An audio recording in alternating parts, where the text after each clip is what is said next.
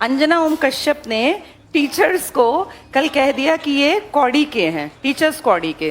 तो अंजना ओम कश्यप के लिए मैं ये दिखा रही हूँ कि अगर टीचर्स कौड़ी के हैं तो अंजना ओम कश्यप जैसे जो पत्रकार हैं वो फूटी कौड़ी के हैं। इनकी बहुत सारी प्रॉब्लम्स हैं।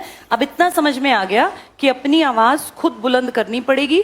जब भी कोई गलत बयानबाजी करे, चाहे वो स्टूडेंट्स को लेकर हो, टीचर्स को लेकर हो, या किसी भी एक जाति पाति को बांटने की कोशिश करें धर्म विशेष पर, तो 100% हर एक को अपने लेवल पे बोलना चाहिए। उससे बड़ी बात और कर दी है। अब मैं तुम्हें दो चीजें दिखाती हूँ बेटा। देखो, ये एक चीज है, तुम्हें थोड़ी दिखाई दे रही है? ये एक बीच में गोल सी एक चीज, इसके अंदर देखो, ये दिख रहा है? ये सीपी नहीं होते हैं बेटा, सीप जो होते हैं समुद्र में, कभी अगर तुमने देखा हो सीप मिलता है। इसको ना पहले एक इकाई थी बेटा, ये पैसा तो था नहीं, रुपए थे नहीं उस टाइम पर, ये कौड़ी कहलाती थी, कौड़ी। तो ये कौड़ी है। और अब इसको देखो जरा, इसके बीच में तुम्हें एक छेद दिखाई दे रहा है, ये है फूटी कौड़ी। अंजना ओम कश्यप ने टीचर्स को कल कह दिया कि ये कौड़ी के हैं, टीचर्स कौड़ी के। तो अंजना ओम कश्यप के लिए मैं ये दिखा रही हूँ कि अगर टीचर्स कौड़ी के हैं तो अंजना ओम कश्यप जैसे जो पत्रकार हैं वो फूटी कौड़ी के हैं। इनकी कोई रिस्पेक्ट नहीं है। और सबसे छोटी इकाई थी कौड़ी। तो अंजना ओम कश्यप ने टीचर्स को कौड़ी का बनाया। कारण, टीचर्स की बातें ज्यादा वायरल होती हैं बजाय न्यूज चैनल्स के। और क्या कहा उन्होंने कि टीचर्स वैसे ही आ जाते हैं, कुछ भी बोल देते हैं। तो बेटा मैं तुम्हें बता दूं, अगर कोई टीचर आके किसी सोशल मीडिया के प्लेटफॉर्म पे बोलता है, मैं एक टीचर हूं, मैं 100% श्योर हूं कोई टीचर बिना किसी भी जानकारी के एकदम आके नहीं बोलता। अगर मैं ये कौड़ी और फूटी कौड़ी लेकर आई हूं ना, तो मैंने देखा कि जब ये रैंकिंग की रिपोर्ट आई तब मीडिया ने क्या किया। मीडिया तो कहीं नहीं आया सामने। हमारे प्राइम टाइम की खबरें बन जाती हैं, झालमुड़ी में खुशबू कैसी है, कौन सा तेल है, 10 रुपए की है। और मैं देख रही थी अंजना ओम कश्यप के कारनामों में, तो उन्होंने बांग्लादेश के एक भैंसे की तुलना डोनाल्ड ट्रंप से की थी कि वो भैंसा, उस भैंसे को डोनाल्ड ट्रंप नाम दिया गया, इसलिए किसी ने उसको खरीद लिया ताकि उसको काटा ना जाए। क्या लेवल है हमारी पत्रकारिता का। और अंजना ओम कश्यप ना सबसे हाईली पेड इनमें आती हैं, जो ये होते हैं क्या बोलते हैं इनको, जर्नलिस्ट। कितनी बड़ी नेगेटिव एक खबर बनी थी जब व्लादिमीर पुतिन सामने बैठे थे और दो ये महिलाएं, हमारी सो कॉल्ड सबसे बड़ी पत्रकार, जो इनकी बॉडी लैंग्वेज थी, जिस तरीके से ये बैठी थी, बोलना नहीं चाहिए लेकिन वो बेहद नेगेटिव, उसको सुन लेना, देख लेना। ये कहा गया था कि कम से कम जब सामने इतने बड़े पद का आदमी बैठा हो, दुनिया में रशिया कितनी बड़ी कंट्री है, और उसके सामने जब तुम बैठी हो, उसकी पोजीशन देखो बैठने की और अपना तरीका देखो। ये कोई नॉर्मल लीडर नहीं था कि मुंह उठा के उसके सामने बैठ गई हैं, जिनको बैठने तक की इतनी समझ नहीं है कि वर्ल्ड लेवल के लीडर के सामने बैठा कैसे जाता है। वो कंपेयर कर रही हैं कि टीचर्स की जो औकात है वो कौड़ी की है, और टीचर्स कुछ भी बोल देते हैं। और कह रही हैं शिक्षक और टीचर में अंतर होता है। फिर कह रही हैं कि स्कूल कॉलेज में बच्चे नहीं जाते, वो कहते हैं कोचिंग की तरफ चलो। तो भाई तुम स्कूलों में जो कमियां हैं उन पे काम क्यों नहीं करवाते? सरकार तुम्हारी अगर सुनती है, क्या हम सब नहीं जानते स्कूलों में टीचर्स की भर्ती नहीं होती? कितने स्कूल्स हैं जो 10वीं के बाद साइंस स्ट्रीम पढ़ाते ही नहीं है। गांव का कोई लड़का लड़की पढ़ना भी चाहे ना तो वहां स्ट्रीम ही नहीं है, उसके लिए शहर जाना पड़ेगा। इतना किराया कौन देगा? बेटियों की सेफ्टी सिक्योरिटी भी तो मैटर करती है। वो न्यूज कभी नहीं बनेगी। ये न्यूज बनेगी कि झालमुड़ी में सरसों के तेल की भीनी खुशबू आती है और मेलोडी कितनी चॉकलेटी है, 1983 में बननी स्टार्ट हुई। ये हमारा स्तर है बेटा। इसलिए अंजना ओम कश्यप जैसे लोगों को डिग्रेड होके उन्होंने देश का भी बंटाधार कर दिया। और मुझे ऐसा लगता है कि जब मेन मीडिया अपना काम छोड़ दे तब टीचर्स और स्टूडेंट्स, क्योंकि बेटा ताकत है टीचर्स और स्टूडेंट्स। जब स्टूडेंट्स को उन्होंने ये कहा बेरोजगारों को कि ये कॉकरोच हैं, तो देखो सब टीचर्स ने इसके खिलाफ आवाज उठाई और कितनी जल्दी ये न्यूज वायरल हो गई, कितनी मिलियंस में। इतनी बातें इन मीडिया वालों की नहीं चलती जितनी अब स्टूडेंट्स अगर चाहें तो टीचर्स को। और तुम्हें क्या लगता है बच्चे पागल हैं? जैसे मीडिया सोचती है बच्चे पागल हैं, कोई पागल नहीं है बेटा। आज के टाइम में हर चीज के ऑप्शंस अवेलेबल हैं। अगर किसी में दम है तो वो चलेगा। अब क्योंकि इस पीढ़ी के टीचर्स दमदार हैं, उनके बात करने का तरीका ऐसा है कि बच्चों तक वो बात पहुंचती है, वो कहीं ना कहीं किसी के दिल पे लगती है, वो आम आदमी के मन को छूती है, तो वो ज्यादा देखते हैं, ज्यादा वायरल का मतलब होता है शेयरिंग ज्यादा, तभी तो चीजें वायरल होती हैं। किसी को अगर वो बातें अच्छी लग रही हैं तो उनको ये बात बुरी लगने लग गई कि टीचर्स आजकल करते क्या है कि बस अपना पैसा छाप रहे हैं। और टीचर्स उनको वो अच्छे लगते थे जो टूटी साइकिल पे चलते थे। जब टीचर्स पैसा कमाने लग गए, हक की बात करने लग गए, बराबरी की बात करने लग गए, या बच्चों के मुद्दों को सीजेआई की गलती भी पकड़ने लग गए, तो टीचर्स खराब हो गए। तो ये हमें देखना पड़ेगा हमको, जो हम टीचर्स और स्टूडेंट्स हैं, कि अब जब राजनीति अपने सबसे खराब एक उस पर आ गई है ना कि भाई कुछ भी हो रहा है, किसी को फर्क ही नहीं पड़ रहा। पेपर लीक हुआ एक बार तो क्या संभल नहीं जाना चाहिए? बार बार गलती, बार बार गलती। 12वीं के उस बच्चे ने अपना पेपर रीचेकिंग के लिए भेजा तो उसमें गलती। यानी ना तो स्कूल में बच्चे सेफ रह गए, ना कॉलेजेस के एग्जाम्स में बच्चे सेफ फील करते। कॉम्पिटिटिव वर्ल्ड का तो बिल्कुल बंटाधार करा रखा है, नीट की हालत, बाकी एग्जाम्स की हालत। तो इस पूरे टाइम में अब ये भी कह रहे हैं कि अब एक ऑप्शन ये भी बता रहे हैं ना कि हमारी फौज जो है वो पेपर में, ये हालत है कि पेपर लीक करने से बचाने के लिए भारतीय फौज तैनात की जाएगी। जब इस खबर को विदेशी सुनेंगे तो हमारे ऊपर हंसेंगे वो कि हमारे देश में इतना भ्रष्टाचार है कि नीचे के लेवल के लोग तो उसको रोक ही नहीं पा रहे, और ना ही कोई यहाँ इस्तीफा देता, ना ही कोई जिम्मेदारी लेता। डेमोक्रेसी में एक चीज होती है कलेक्टिव रिस्पॉन्सिबिलिटी, मैंने तुम्हें कितनी बार पढ़ाया, सामूहिक उत्तरदायित्व। यहाँ एक की गलती सबकी गलती मानी जानी चाहिए। और अगर किसी बड़े मंत्री के अंडर आने वाले डिपार्टमेंट्स में गड़बड़ हो रही है, चाहे वो शिक्षा मंत्री हो या रोजगार का डिपार्टमेंट देखते हो, उनकी जवाबदेही है वो फेस करें कैमरास को और बताएं कि ऐसा क्यों हो रहा है। किसी एक आदमी का बयान नहीं आया नीट के ऊपर, किसी आदमी ने कुछ नहीं कहा, बस अपना कुछ भी मेन काम कहाँ कर रहे हैं, अपनी वीडियोस बनाने पर, फालतू की चीजों को प्रमोट करने पर। जबकि 2026 का सबसे बड़ा मुद्दा है महंगाई लगातार बढ़ना, पेट्रोल की कीमतें लगातार बढ़ रही हैं। पेट्रोल सिर्फ पेट्रोल नहीं है, हर चीज महंगी होगी जब पेट्रोल महंगा होगा। इंडिया के रुपए और अमेरिका के डॉलर में देखा है कितना बड़ा गैप आता जा रहा है। इस पे कोई बात नहीं कर रहा, बात फालतू की करेंगे। तो बेटा अब हम लोगों को ना जागरूक होना पड़ेगा, और जहां जो जरूरत पड़े उस मुद्दे को बिल्कुल बिल्कुल बिल्कुल शेयर करना चाहिए, बात करनी चाहिए। पेपर अगर लीक होते हैं, किसी एमएलए, एमपी, सीएम, राज्यपाल को फर्क नहीं पड़ता। ये फर्क पड़ेगा सिर्फ और सिर्फ तुम जैसे स्टूडेंट्स को या हम जैसे टीचर्स को। पेपर लीक होना नेगेटिव है, क्योंकि इससे सही मेहनत करने वाला बच्चा अपनी पोजीशन को कभी हासिल ही नहीं कर पाएगा। और हम नॉर्मल लोगों को, या मैं अपने आप को देखूं, मुझे भी ऐसा दिखता था कि भाई अगर हमारे पास बहुत अच्छी कमाई नहीं है, पैसा नहीं है, बहुत स्ट्रांग बैकग्राउंड नहीं है, तो हम मेहनत करके पैसा कमाएं और अपने बैकग्राउंड को ठीक कर ले। ये हमारे टाइम में भी था, तुम्हारे टाइम में भी है। आज मैं 43 इयर्स प्लस है मेरी एज। 20-22 साल पहले जब मेरी एज 20-22 साल की थी, तो मुझे दिखता था कि अगर मैं बहुत मेहनत करूं तो मैं अपनी स्थिति को बदल सकती हूं। और मुझे लगता है हर एक को ये हमेशा मौका मिलना चाहिए कि आप जहां पैदा हुए हैं, मेहनत करके आप उस हालात को, उस माहौल को बदल पाएं। ये हर एक को मौका मिलना चाहिए।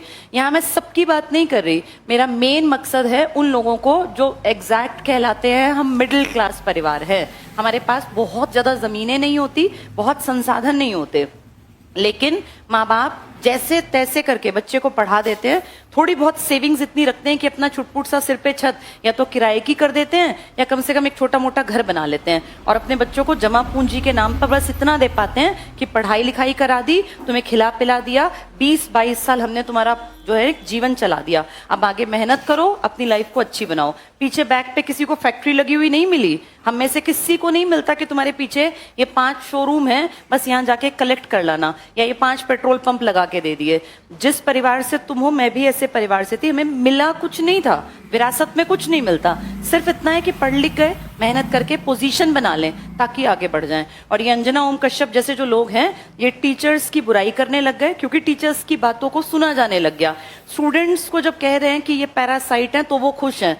स्टूडेंट्स को कह रहे हैं बेरोजगार लोग कि ये बेरोजगारों को कि ये कचड़ा है, कूड़ा है, ये गंदगी है, ये कॉकरोच हैं, तो वो खुश हैं। कॉकरोच जनता पार्टी बन गई तो लोगों को दिक्कत हो गई। मैं ये नहीं कह रही कि पार्टी ठीक थी गलत थी, मुझे नहीं पता, बहुत सारी बातें होती हैं, लेकिन फिर भी हम अगर देखें तो अगर इस टाइम की स्थिति को आंकें तो सबसे ज्यादा पिस रहा है स्टूडेंट्स। जहां सुनते हैं पेपर लीक, जहां सुनते हैं पेपर लीक।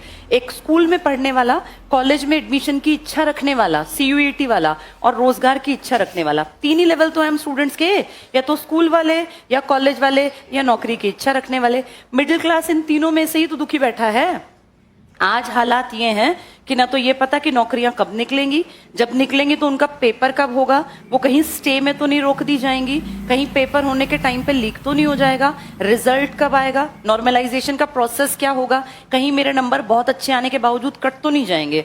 अगर इस टाइम हम देखें तो कितने ज्यादा प्रेशर में हैं वो बच्चे जो पढ़ रहे हैं। जैसे मैं अगर देखूं, हमारे दिमाग पे इतना प्रेशर नहीं था, हमें पता था मेहनत करेंगे पेपर पास हो जाएगा, 1 नहीं 2 नहीं 3-4 बार पढ़ते रहेंगे, लगातार पेपर देंगे, पेपर पास होगा। पर मुझे दुख होता है सोच के कि जो अब 2021 में यूपी में लेखपाल का पेपर आया था, 21 में सोचो किसी ने पेपर दिया और पास नहीं हुआ, भाई हो जाती है गलती। अब वो बच्चा बैठे बैठे कि दोबारा आएगा तो मैं बढ़िया करूंगा, दोबारा आएगा बढ़िया करूंगा। 2026 में पेपर हो रहा है, यानी उस बच्चे के 5 साल बेरोजगारी में उसका खर्चा किसने दिया, वो कहाँ रेंट पे रहा, उसने कैसे पढ़ाई की, उसके खाने पहनने उड़ने का साधन किसने मुहैया कराया। और अगर वो उस टाइम पर वो लड़का या लड़की 23 या 24 साल के थे तो उनके ये 5 साल इसका खामियाजा कौन भुगतेगा। अब वो हो गए 28 साल के, 29 साल के, वो कहाँ जाएं, ना वो शादी कर पाए, ना वो घर बसा पाए, ना उनकी नौकरी लगी, ना बुजुर्ग होते माँ बाप को कोई केयर दे पाए। कईयों के तो इस बीच में पिता भी चले गए जिनका सपना था कि पिताजी के हाथ में पहली तनख्वाह रखनी है हमें। कितनी सारी चीजें होती हैं बेटा, इन सब का असर किस पे आता है, सिर्फ मिडिल क्लास पे। अमीर तो आएंगे, 2 डायलॉग बोलेंगे और चले जाएंगे। अब जो बेचारे 26 में, चलो कोई नहीं 5 साल हमने जैसे काटे, लेकिन 26 का पेपर फिर लीक हो गया। अब ये पेपर कब होगा, अगले 5 साल। उस बेचारे को देखना जो उस टाइम 24 साल का लड़का था, वो 34 साल का बैठा रहे कि पेपर होगा तब मैं लेखपाल लगूंगा। ऐसे कितने लोगों की जिंदगी इन्होंने बर्बाद कर दी, इस पे कभी डिबेट नहीं करते। आज हालत ये है कि अपनी आवाज खुद से लगानी पड़ रही है, और मुझे ऐसा लगता है कि बहुत ज्यादा जरूरत है कि अब लोग संगठित हों। ये वाले लोग नहीं है नेतागिरी टाइप के, जिनकी झूठी रैलियां इकट्ठे करके लोग 500-500 रुपए बांट देंगे, बाद में फोटो की इतने लोग आए। रैली में कोई भी इंसान नहीं जाता जो क्वेश्चन पूछ सकता हो, वहां सब वही होते हैं कि कब खत्म होगी, कब 500 या 1000 रुपए मिलेंगे, या कब खाना मिलेगा। जैसे तुम जैसे जो स्टूडेंट्स है ना, अब बेहद जरूरी है कि सब लोग संगठित हों, गलत के खिलाफ बुलंद आवाज उठाएं, क्योंकि अब पानी बेटा सिर पे से गुजर गया, बिल्कुल ही हद दर्जे की बेशर्मी हो गई। तुम अपने आप को भी देखो, तुम लोगों ने सीईटी का नाम सुना था, और ये घटना है 2022 की, जब पहली बार पेपर लिया। उस 22 से आज जब मैं ये बात कर रही हूं, हम ये बात कर रहे हैं जून 2026 में। तब क्या कहा था कि हर साल सीईटी लेंगे, 2026 भी आधा चला गया, तब से सिर्फ एक बार सीईटी हुआ था 22 में, और दोबारा हुआ है 2025 में। उस 25 के बेसिस पर अब तक कोई नौकरी बड़े लेवल की नहीं निकली। हरियाणा पुलिस का प्रोसेस चल रहा है। जैसे कितने डिपार्टमेंट हैं जो खाली पड़े हैं, क्लर्क की नौकरियां, ग्राम सचिव की, खाली पड़ा है सब कुछ, लेकिन निकालनी नहीं है। क्यों, किस चीज का वेट करते हैं कि जब इलेक्शन आएगा ना तब निकाल देंगे 30, 35, 40 हजार इकट्ठी। उतनी इकट्ठी ना निकाल के हर साल 5,000, 10,000, कुछ लोगों को तो नौकरी दे दो, कुछ लोग तो बेचारे फ्री हों, और अगले फिर सोचें कि ये लग गए तो हम भी पढ़ के लग जाएंगे। फिर एक साथ अपने इलेक्शन के चक्कर में कि एक साथ 50,000 निकाल देंगे, वाहवाही हो जाएगी। ये नहीं सोचते 5 साल वो लोग कहाँ से खाना खाएंगे, जिनकी 12वीं बड़ी मुश्किल से हुई है, और फिर कहेंगे अपने काम धंधे कर लो। अपना काम धंधा करना इतना आसान है इस देश में, अपने काम धंधे के लिए पैसा नहीं चाहिए। कोई भी बैंक क्या किसी बेरोजगार को लोन दे देगा, कोई नहीं देता। बहुत सारी प्रॉब्लम्स हैं। अब इतना समझ में आ गया कि अपनी आवाज खुद बुलंद करनी पड़ेगी। जब भी कोई गलत बयानबाजी करे, चाहे वो स्टूडेंट्स को लेकर हो, टीचर्स को लेकर हो, या किसी भी एक जाति पाति को बांटने की कोशिश करें धर्म विशेष पर, तो 100% हर एक को अपने लेवल पे बोलना चाहिए। ये डेमोक्रेटिक कंट्री है, यहाँ हमारा काम करना तो था विपक्ष को, लेकिन दुख की बात है कि हमारा विपक्ष बैठे तो हैं विपक्ष में, लेकिन उतने दमदार तरीके से बात नहीं रख पाते। अदरवाइज ये मुद्दे इतने बढ़ते नहीं जाते। विपक्ष इतना दमदार होना चाहिए कि आम आदमी को बोलना ही ना पड़े, हमें खुद बोलना पड़ता है, जबकि हमारी बात उनको बोलनी चाहिए और दम लगा के बोलनी चाहिए। अब देखते हैं कब विपक्ष जागेगा, कब ये बात वहां संसद में गूंजेगी, कब ये विधानसभाओं में गूंजेगी। अब प्रॉब्लम ये है, तब तक हम वेट करते रहें या अपनी बातों को अपने प्लेटफॉर्म से बोलते रहें। तो जहां जो बैठा है, जिस लेवल पे, अगर तुम्हें लगता है गलत है, कोई भी पार्टी गलत करे, चाहे बीजेपी हो, कांग्रेस हो या अदर पार्टी, हमेशा अपनी आवाज उठानी चाहिए, तभी तो जीवित कहलाएंगे बेटा। अब हम उतने अनपढ़ नहीं है कि जो सरकार ने कह दिया मान लेंगे। अगर सरकार प्रेजेंट में गलत कर रही है तो भी बोलेंगे, विपक्ष गलत कर रहा है तो भी बोलेंगे। हमें न्यूट्रल रहना है। हमें मतलब है टाइम पे नौकरियां निकले, पेपर बिल्कुल इससे हो कि गड़बड़ ना हो, लीक ना हो, सही टाइम पर रिजल्ट आए, कैलेंडर जारी किया जाए, किसी भी लेवल के एग्जाम में घपलेबाजी भ्रष्टाचार ना हो, ये हमारे मुद्दे हैं। उसको चाहे बीजेपी सुने, चाहे कोई लोकल पार्टी सुने, चाहे कांग्रेस। और जब भी कोई बड़े पद पर बैठा व्यक्ति गलत करे तो उसको कम से कम बोला जाए। एक बुलंद आवाज का फर्क पड़ता है। जब वो देखते हैं ना मिलियंस में लोग देख रहे हैं इन बातों को हमारे खिलाफ, तो उन्हें लगता है कि हमें थोड़ा सा सुधरना पड़ेगा। लेकिन दुख की बात यह है कि नीट पे इतनी आवाजें आई, इतनी आवाजें, फिर दोबारा से पेपर लीक हो गया। इसका मतलब तो बिल्कुल ही शर्म बेच ही खाई है, कोई शर्म लिहाज बची ही नहीं है। चलो हम क्या कर सकते हैं, टाइम टू टाइम अपनी आवाज को कोशिश करें, सुनी जाए, पर बेटा पढ़ाई साथ साथ जारी रखना, क्योंकि जिस दिन पेपर होगा ना वो अचानक से ही होगा। तब कोई नहीं पूछेगा कि तुम उस टाइम पढ़ रहे थे कि नहीं।